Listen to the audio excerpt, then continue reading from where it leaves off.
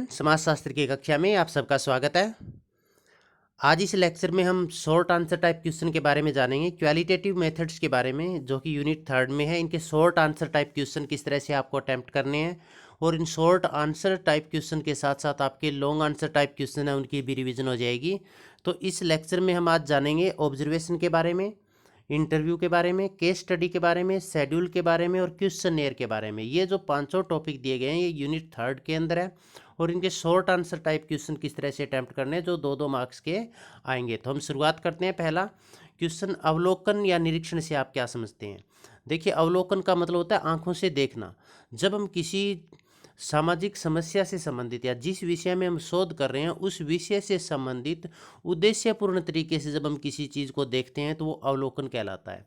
तो सामान्यतः अपने अध्ययन विषय से संबंधित निर्धारित क्षेत्र में, निर्धारित क्षेत्र का मतलब जिस क्षेत्र की हमें स्टडी करनी है उस क्षेत्र से संपर्क द्वारा देखकर आंकड़े या सूचना एकत्रित करना निरीक्षण कहलाता है। इसका मतलब जिस भी विषय से संबंधित हमें सूचना एकत्रित करनी है उस विषय से संबंधित आंखों से देखकर सूचना एकत्रित करना ही अवलोकन या ऑब्जर्वेशन या निरीक्षण कहलाता है।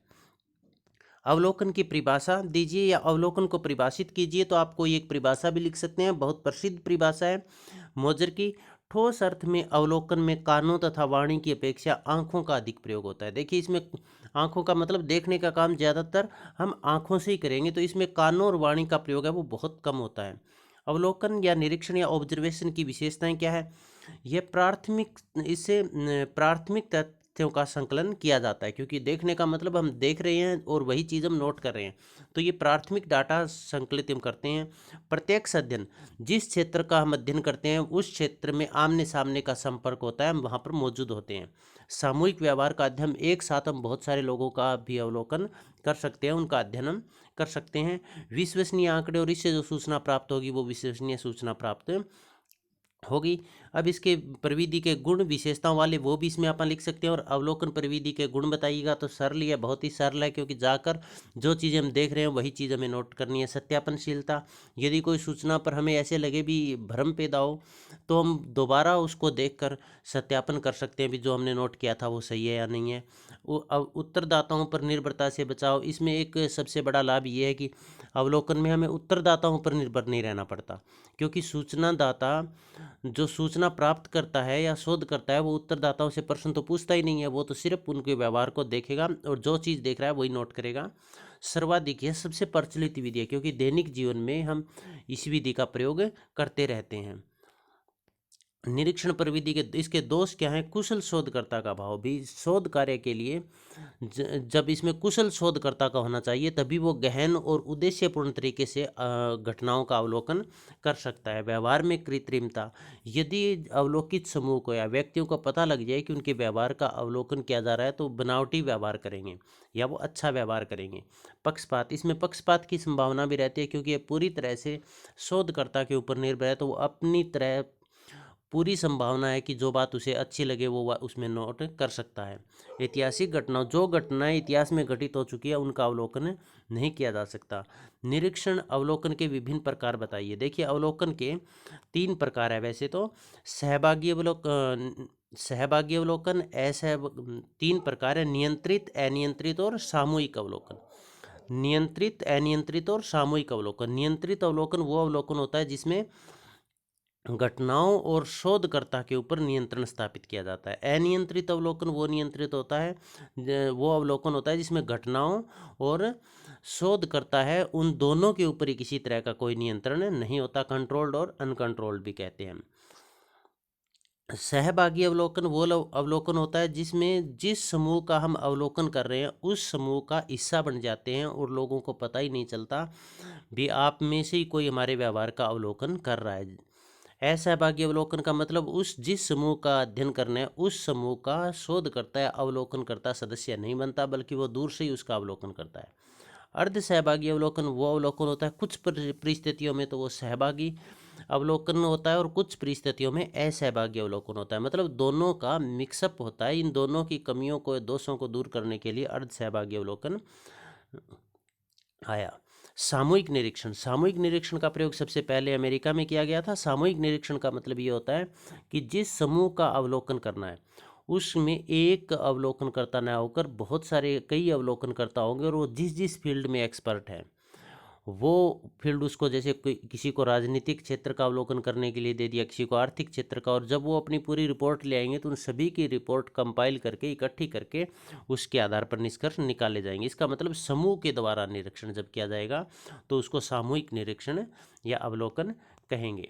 इसके पश्चात हम अनियंत्रित अवलोकन, जैसे हमने आपको अभी बताया था, भी अनियंत्रित अवलोकन वो अवलोकन होता है जिसमें अवलोकनकर्ता और घटनाओं पर किसी तरह का कोई नियंत्रण किसके ऊपर रखा जाता है, या तो अवलोकनकर्ता जो अवलोकन कर रहा है या शोध करता है उसके ऊपर, या घटनाओं पर। तो इन दोनों पर कोई नियंत्रण नहीं है तो अनियंत्रित अवलोकन, और दोनों पर नियंत्रण है तो नियंत्रित अवलोकन। तो अनियंत्रित अवलोकन में अवलोकनकर्ता पूर्ण रूप से स्वतंत्र होता है और वह घटनाओं का ज्यों का त्यों उन पर किसी प्रकार का कोई नियंत्रण रखे बिना ही उनका अवलोकन करता है। ऐसा अवलोकन जिसमें घटनाओं और अवलोकनकर्ता पर किसी तरह का कोई नियंत्रण नहीं होता उसको अनियंत्रित अवलोकन कहेंगे। नियंत्रित अवलोकन में अवलोकन संबंधी पूर्व योजना की तैयारी की जाती है, या इसमें आप ये भी लिख सकते हो, जिस समूह या घटना का अवलोकन करना है उस घटना और अवलोकनकर्ता पर पूरी तरह से जब नियंत्रण स्थापित करके अवलोकन का कार्य किया जाता है तो उसको नियंत्रित अवलोकन कहते हैं। इसके लिए पहले से एक योजना बनानी पड़ती है, इसमें टूल एंड टेक्निक्स की जरूरत पड़ेगी, जैसे अनुसूची बना ली, प्रश्नावली बना ली, साक्षात्कार की रूपरेखा बना ली, तो उन प्रश्नों के बाहर हम प्रश्न नहीं पूछ सकते। तो इसका मतलब क्या होगा, ये शोधकर्ता के ऊपर नियंत्रण स्थापित कर रहा है। इसके साथ साथ हम कैमरा का प्रयोग कर सकते हैं, ऑडियो वीडियो रिकॉर्डर का प्रयोग भी हम कर सकते हैं। तो नियंत्रित अवलोकन वो अवलोकन है जिसमें टूल एंड टेक्निक्स की जो भी जरूरत पड़ती है और इसमें अवलोकनकर्ता के व्यवहार पर और घटनाओं पर नियंत्रण स्थापित करने की कोशिशें की जाती है। सहभागी अवलोकन की अवधारणा का सर्वप्रथम प्रयोग एडवर्ड लिंडमैन ने किया था 1924 में अपनी पुस्तक सोशल डिस्कवरी में। तो क्वेश्चन आ सकता है सोशल डिस्कवरी पुस्तक किसकी है, एडवर्ड लिंडमैन की है, 1924 में लिखी, और इसी पुस्तक में इन्होंने सहभागी अवलोकन का प्रयोग कुशलता के साथ किया था। और इन्होंने जो सहभागी अवलोकन का प्रयोग किया था वो अनुसूची, प्रश्नावली, इन विधियों के दोषों को दूर करने के लिए किया था। सामूहिक निरीक्षण का सर्वप्रथम प्रयोग अमेरिका में किया गया था। सामूहिक निरीक्षण क्या होता है ये हम आपको पहले बता चुके हैं। नियंत्रित और कंट्रोल्ड और अनकंट्रोल्ड जो ऑब्जर्वेशन है उसमें क्या डिफरेंसेस है। घटनाओं पर नियंत्रण के आधार पर, तो इसमें नियंत्रित अवलोकन में घटनाओं पर नियंत्रण स्थापित किया जाता है और अनियंत्रित अवलोकन में घटनाओं पर किसी तरह का कोई नियंत्रण नहीं होता। इसी तरह से नियंत्रित अवलोकन में अवलोकनकर्ता के व्यवहार पर नियंत्रण होता है, जबकि अनियंत्रित अवलोकन में अवलोकनकर्ता के व्यवहार पर कोई नियंत्रण नहीं होता। अब जिसमें नियंत्रित होता है, टूल एंड टेक्निक्स का हम प्रयोग करते हैं, उसमें वस्तुनिष्ठता या निष्पक्षता अधिक होती है, जबकि अनियंत्रित अवलोकन में वस्तुनिष्ठता या निष्पक्षता बहुत कम होती है, इसमें पक्षपात की संभावना अधिक रहती है। पूर्व निश्चित योजना के अनुसार जो नियंत्रित अवलोकन है उनके लिए पहले से एक योजना बनानी पड़ती है, अनुसूची, प्रश्नावली, इस तरह से जो यंत्र हैं वो तैयार करने पड़ते हैं, जबकि अनियंत्रित अवलोकन में इस तरह के किसी तरह के यंत्र या योजना की आवश्यकता नहीं पड़ती। सहभागी निरीक्षण की परिभाषा, सहभागी फोरेक्स और रीचर क्या कहते हैं। सहभागी अवलोकन में अवलोकनकर्ता अध्ययन किए जाने वाले समूह का सदस्य बन जाता है। इसका मतलब जिस समूह का वो अध्ययन कर रहा है उसी समूह का वो सदस्य बन जाएगा, तो उसको हम सहभागी अवलोकन कहेंगे। जैसे सीआईडी वाले अपराधी लोगों की स्टडी करना चाहते हैं और वो यदि अपराधी बनकर उन लोगों में शामिल हो जाए तो वो सहभागी अवलोकन कहलाएगा। सहभागी अवलोकन के गुण, विस्तृत सूचनाओं का संकलन। इसका मतलब उस समूह से संबंधित बहुत सारी सूचनाएं वो संकलित कर सकेगी। जैसे मान लीजिए स्टूडेंट के व्यवहार का अध्ययन करना है और जो अध्ययन करता है वो स्टूडेंट बनकर उनकी कक्षा में शामिल हो गया, तो उनके व्यवहार का प्राकृतिक स्वाभाविक अध्ययन वो कर पाएगा और जो सूचनाएं, गहन सूचनाएं भी वो प्राप्त कर पाएगा, क्योंकि वो उस समूह का सदस्य बन गया, उसने अपनी आईडी पहचान छिपाई हुई है। और जो सूचनाएं संकलित किया उनकी पुनः परीक्षा भी कर सकता है, क्योंकि बार बार वो समूह के अंदर ही जाएगा तो जिन सूचनाओं के संबंध में भ्रम पैदा है उन सूचनाओं को वो दोबारा जांच सकता है। इससे गहन और सूक्ष्म अध्ययन भी संभव है। इसके दोष क्या है, एक ही समूह में रहने के कारण, जैसे एक शोधकर्ता स्टूडेंट बनकर क्लास के अंदर शामिल हो गया तो उसे समय और धन की खपत हो, क्योंकि बहुत समय तक उसे स्टूडेंट का ही रोल अदा करना पड़ेगा और वहीं पर रहना पड़ेगा, तो इस समय धन की खपत होगी इसमें। और बहुत एक सीमित क्षेत्र का ही अध्ययन किया जा सकेगा, विस्तृत क्षेत्र का अध्ययन नहीं किया जा सकेगा, क्योंकि एक बार वो एक ही क्लास या एक ही समूह का सदस्य हो सकता है। दोहरी भूमिका की समस्या, अब सबसे बड़ी समस्या ये भी आती है कि उसे दोहरी भूमिका अदा करनी है, जैसे एक तरफ स्टूडेंट की और एक तरफ शोधकर्ता की। या सीआईडी पर्सन है कोई, वो अपराधियों में शामिल हो जाता है अपराधियों के व्यवहार का अध्ययन करने के लिए, तो एक तरफ तो उसे सीआईडी वालों की भूमिका अदा करनी है, दूसरी तरफ उसे अपराधी समूह की भूमिका अदा करनी है, और दोनों भूमिका एक दूसरे की विरोधी है। तो दोहरी भूमिका की समस्या भी रहती है।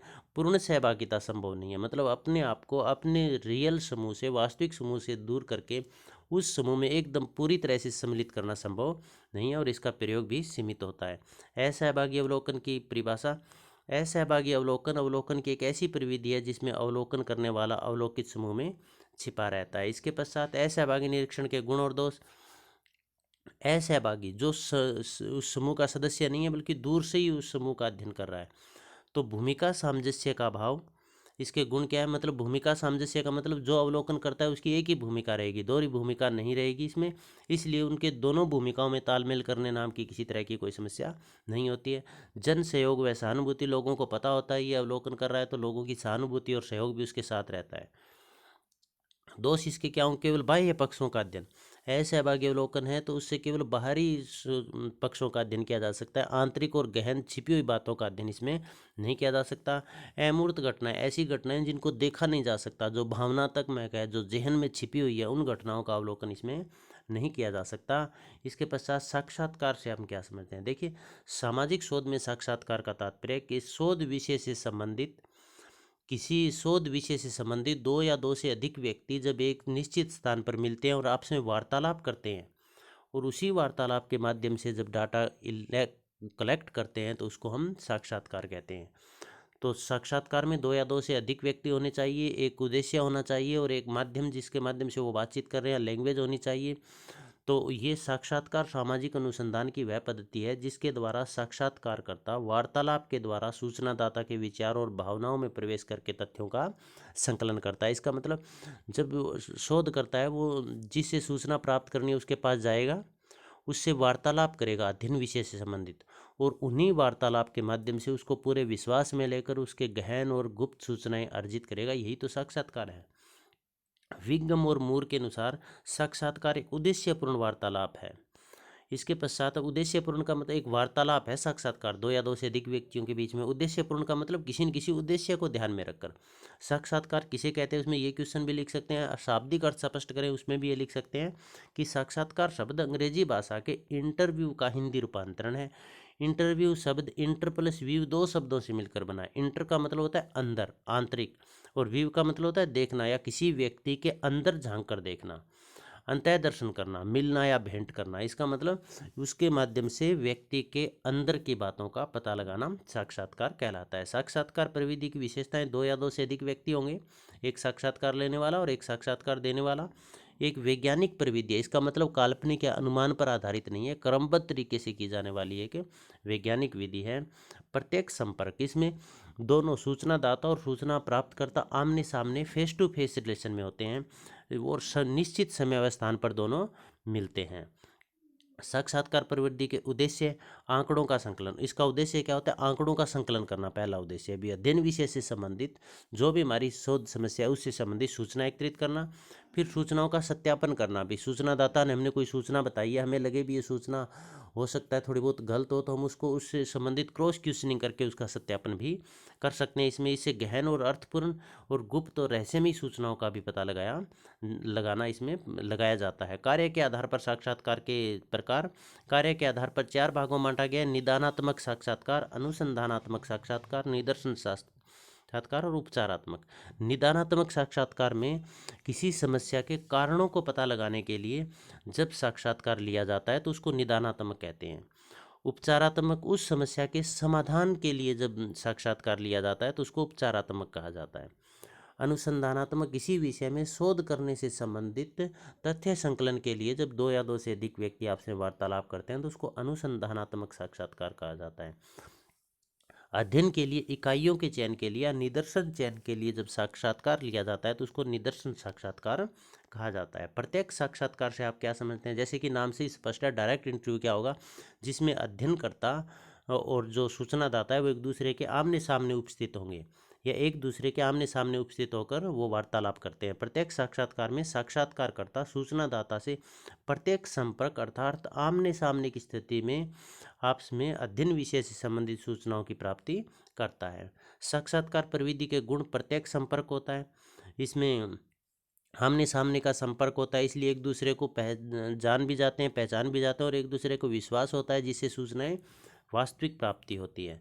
निरक्षर जो अनपढ़ है, जो पढ़े लिखे लोग नहीं हैं, उनसे भी सूचना एकत्रित की जा सकती है। अमूर्त घटनाएं, जो घटनाएं दिखाई नहीं देती, और ऐतिहासिक घटनाएं, जो घटनाएं इतिहास में घटित हो चुकी हैं, उन घटनाओं का अध्ययन भी साक्षात्कार विधि से किया जा सकता है।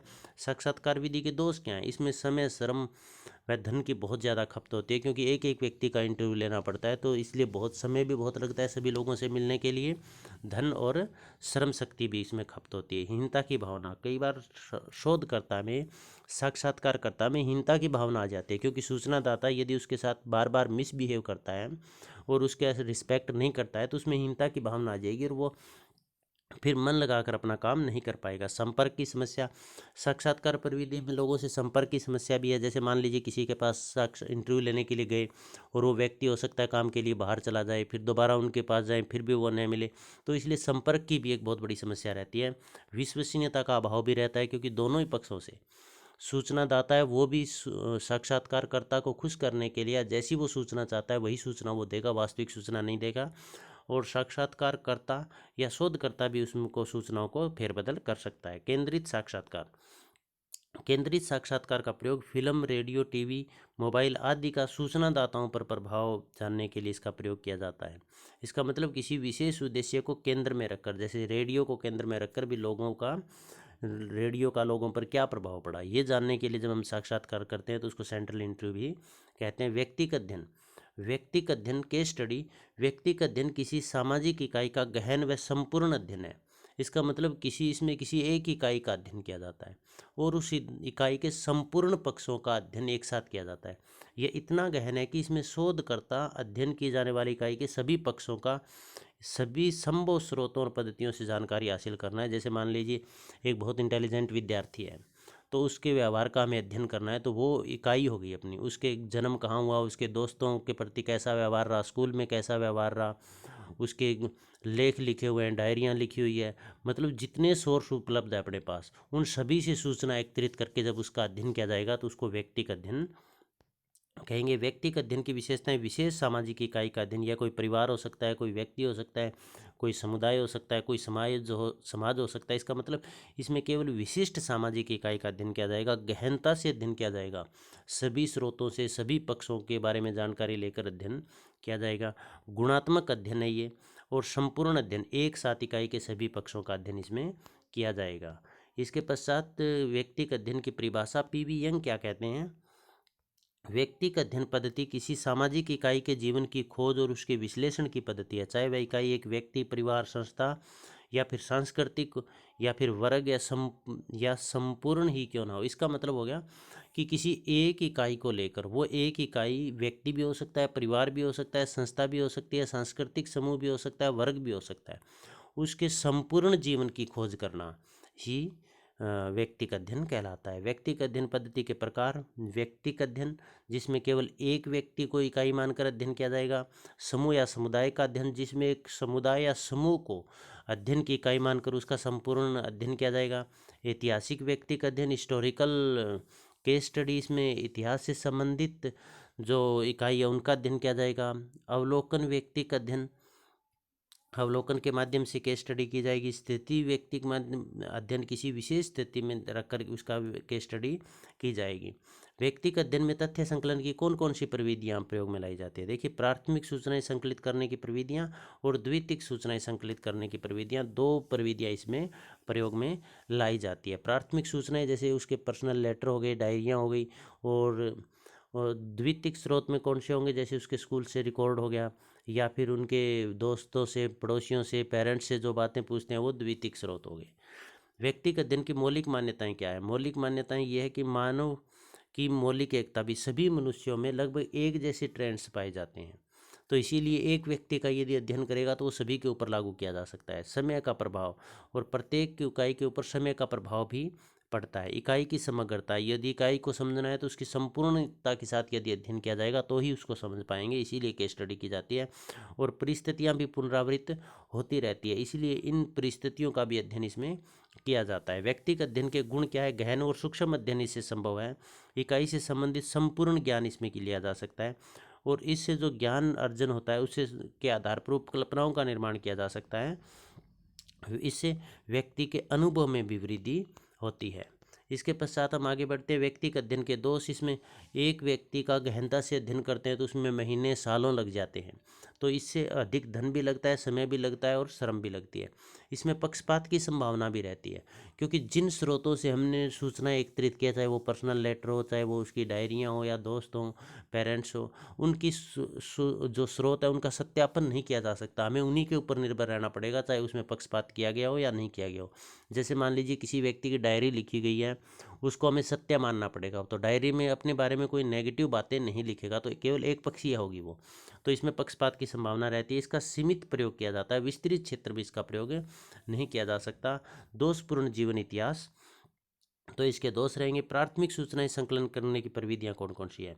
जैसे साक्षात्कार ले रहे हैं हम किसी का, अनुसूची और निरीक्षण, ऑब्जर्वेशन, इंटरव्यू और शेड्यूल, ये क्या है? प्राथमिक सूचनाएं संकलित करने की प्रविधियां। द्वितीयक सूचनाएं संकलित करने की विधियां कौन सी है?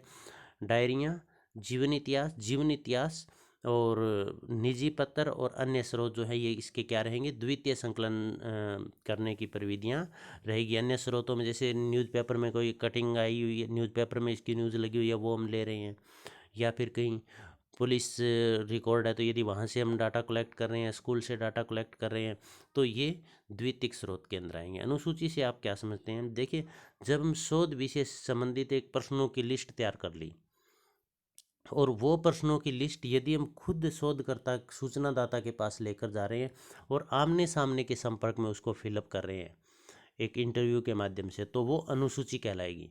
और यदि उसी प्रश्नों की सूची को हम खुद न ले जाकर सूचनादाता के पास बाई पोस्ट भेजते हैं और सूचनादाता उसको फिलअप करके वापस अपने पास भेजता है, तो वो प्रश्नावली कहलाएगी। इसका मतलब अनुसूची प्रश्नों की एक सूची है। यदि इस प्रश्नों की सूची को हम खुद लेकर जा रहे हैं सूचनादाता के पास, तो वो अनुसूची कहलाएगी, और हम बाई पोस्ट भेज रहे हैं तो वो प्रश्नावली कहलाएगी। बस दोनों में इतना ही अंतर है। अनुसूची प्रश्नों की एक ऐसी लिखित सूची है जिसमें अध्ययनकर्ता स्वयं सूचनादाता के सम्मुख जाकर प्रश्नों को पूछकर उनके उत्तरों को सूची में भरता है। गुड्डे व होट ने क्या कहा है? अनुसूची प्रश्नों के उस समूह का नाम है जो साक्षात्कारकर्ता द्वारा किसी दूसरे व्यक्ति के आमने सामने की स्थिति में पूछे और भरे जाते हैं। अनुसूची की विशेषताएं बताइए। प्रश्नों का एक उचित क्रम होगा, आपस में जो प्रश्न है वो एक दूसरे से संबंधित होंगे। प्रश्नों की भाषा और प्रश्न है वो सरल और स्पष्ट होंगे। प्रत्यक्ष संपर्क होगा इसमें। अनुसूची जो शोध करता है वो सूचनादाता के आमने सामने के स्थिति में होंगे, और इसमें अन्य प्रविधियों का समन्वय भी देखने को मिलता है। कौन कौन सी प्रविधियां? जैसे इसमें साथ साथ में इंटरव्यू भी लिया जा रहा है, जब प्रश्न पूछेंगे तो वो साक्षात्कार हो गया। इसमें अवलोकन भी साथ साथ में किया जा रहा है, तो इसमें अन्य विधियों का समन्वय भी देखने को मिलता है। अनुसूची का भौतिक स्वरूप भी, अनुसूची कैसी होनी चाहिए? चित्रात्मक होनी चाहिए, मतलब वो आकर्षक होनी चाहिए, उसकी प्रिंटिंग अच्छी होनी चाहिए, कागज़ अच्छा होना चाहिए, स्याही फैली हुई ना हो। अनुसूची का आकार निश्चित होना चाहिए, न ज़्यादा बड़ी होनी चाहिए न ज़्यादा छोटी होनी चाहिए। रंगीन भी होनी चाहिए। कवर पेज अच्छा होना चाहिए जिसमें शोधकर्ता उसका पूरा विवरण हो, उसमें शोधकर्ता शोध के उद्देश्य के बारे में स्पष्ट हो, और आकर्षक भी हो। और जो प्रश्नों के लिए निश्चित स्थान छोड़ना चाहिए, या जहाँ पर उत्तर लिखने हैं, उत्तर लिखेंगे उसके लिए उपयुक्त स्थान वहाँ पर छोड़ा होना चाहिए।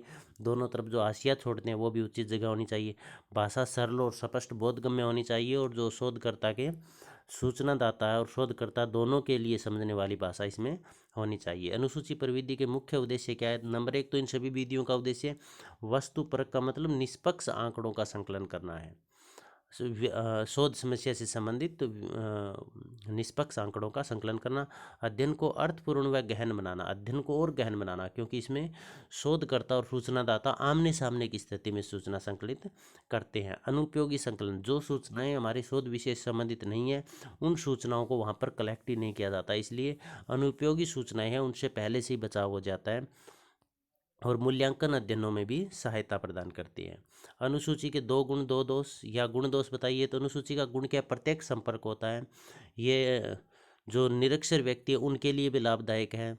प्राथमिक सामग्री का इसमें संकलन किया जाता है। ये तो महंगी प्रविधि है, इसमें समय की खपत होती है, धन की खपत होती है, श्रम की खपत होती है, क्योंकि उसमें शोधकर्ता को सूचनादाताओं के पास जाकर आमने सामने की स्थिति में भरना होता है। अनुसूची में कौन कौन से प्रश्नों को शामिल किया जाता है? अप्रतिबंधित या खुले प्रश्न। इसका मतलब ये होता है भी शोध सूचनादाता है वो उन प्रश्नों के बारे में अपनी राय दे सकता है। प्रतिबंधित प्रश्न, उसमें राय नहीं दे सकता। जैसे 4 ऑप्शन होंगे उनमें से कोई एक फिलअप करना है, अपने विचार इसमें इन प्रश्नों में प्रकट नहीं कर सकता। इसमें वो यस नो वाले प्रश्न हो सकते हैं, सत्य असत्य वाले प्रश्न हो सकते हैं। मिश्रित प्रश्न इसमें प्रतिबंधित भी हैं और अप्रतिबंधित, दोनों का मिक्सअप रूप है। चेक मार्क, सही और गलत का निशान लगाइए, इस तरह से चेक मार्क वाले प्रश्न भी हो सकते हैं। तो अनुसूची में प्रतिबंधित, अप्रतिबंधित, मिश्रित, चेक मार्क वाले प्रश्न इसमें हो सकते हैं।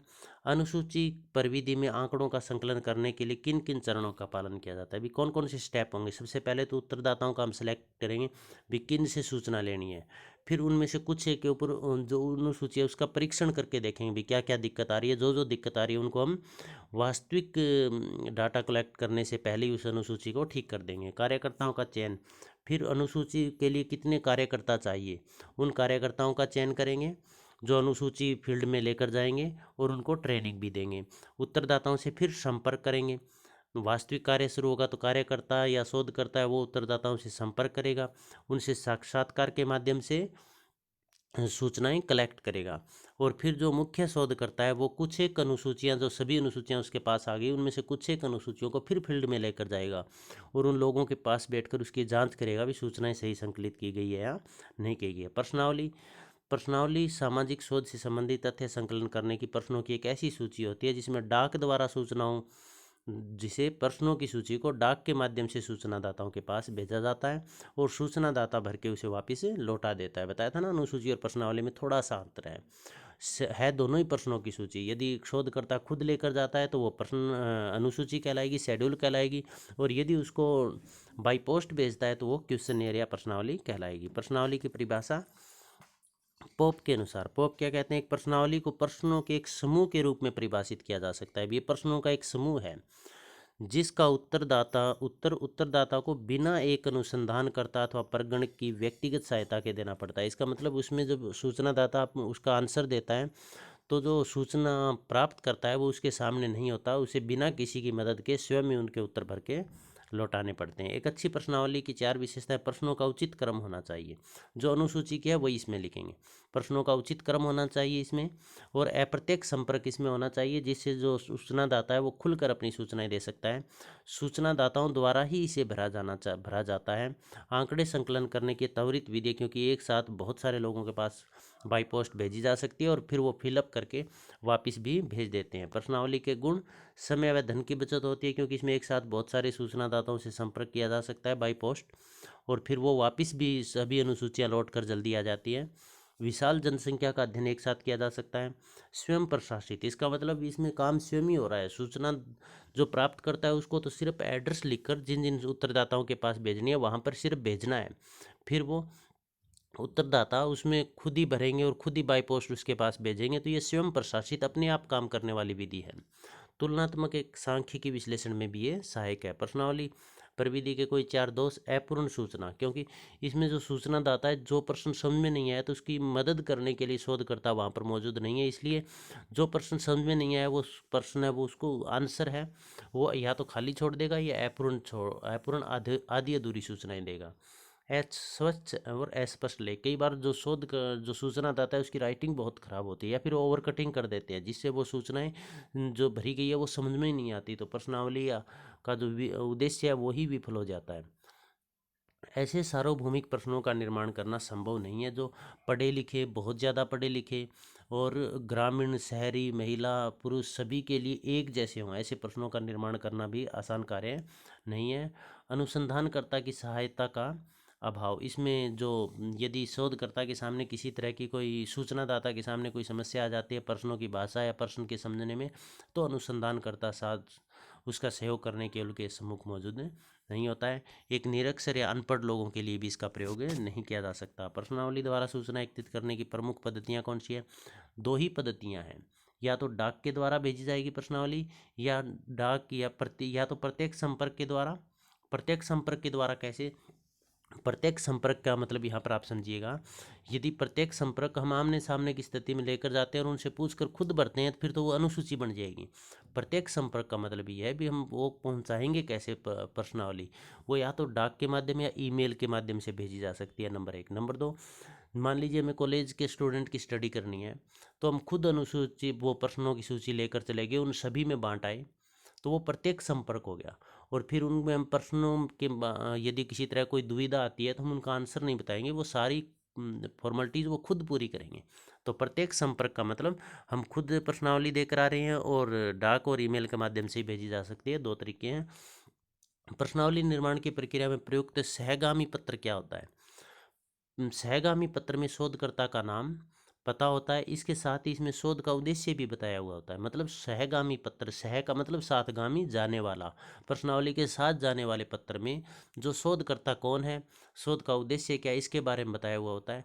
और इसके साथ साथ एक रिक्वेस्ट भी की हुई होती है कि आप इस अनुसूची या प्रश्नों की सूची को भरकर जितना जल्दी हो उसके निर्धारित समय और निर्धारित स्थान पर वापस लौटा दें।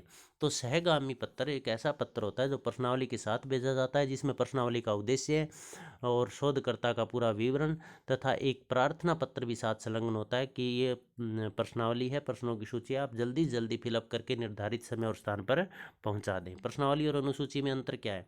प्रत्यक्ष संपर्क के आधार पर प्रश्नावली में प्रत्यक्ष संपर्क नहीं होता शोधकर्ता और सूचनादाता का, जबकि अनुसूची में शोधकर्ता और सूचनादाता आमने सामने की स्थिति में मौजूद होते हैं। अध्ययन क्षेत्र के आधार पर प्रश्नावली में विस्तृत क्षेत्र का अध्ययन एक साथ किया जा सकता है, जबकि अनुसूची में सीमित क्षेत्र का अध्ययन किया जाता है। सूचनादाता की सुविधा के आधार पर इसमें हम लिखेंगे प्रश्नावली, इसमें दोनों ही लिख सकते हैं आप। प्रश्नावली में सूचनादाता को सुविधा रहती है क्योंकि उसके सामने शोधकर्ता होता नहीं है, इसलिए वो जो सूचनादाता है वो खुलकर स्वतंत्रता से अपनी बातें उसमें लिख सकता है। दूसरा हम ये भी लिख सकते हैं भी अनुसूची में सूचनादाता को अधिक सुविधा रहती है।